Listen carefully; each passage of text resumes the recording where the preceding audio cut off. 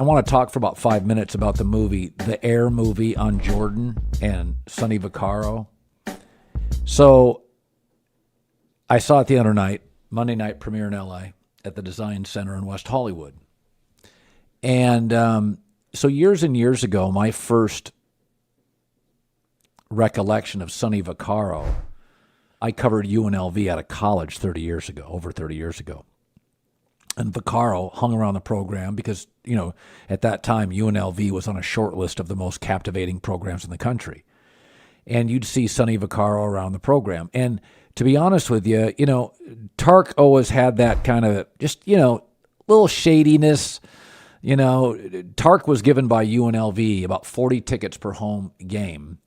And Tark could give those out to whoever he wanted. It was very unique. Even the top coaches in college basketball at that time, Dean Smith, Nolan Richardson at Arkansas, maybe got 4 or 5 tickets per home game. Tark had like 40, 45. So there were always people hanging around practice. We're a little shady, And I'd see Sonny Vaccaro around, and I didn't know what to make of him. He was always a very nice guy. But anybody that hung around Tark, I was a journalist. There was some controversial players I was always a little suspicious of. But you could tell very early on he had such an affection for players. The players loved him. He loved the players. And then I started asking around about Sonny Vaccaro, and you found that he was a really brilliant basketball mind with his heart in the right place. He thought players deserved something for all their time and effort. And Sonny Vaccaro was a really important figure in the NCAA's history on reforming, college sports.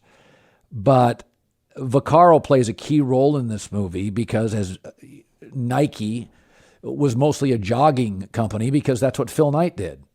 And Phil Knight, in the movie is, not wearing socks, often wandering intellectually. He had spent a lot of time in Asia.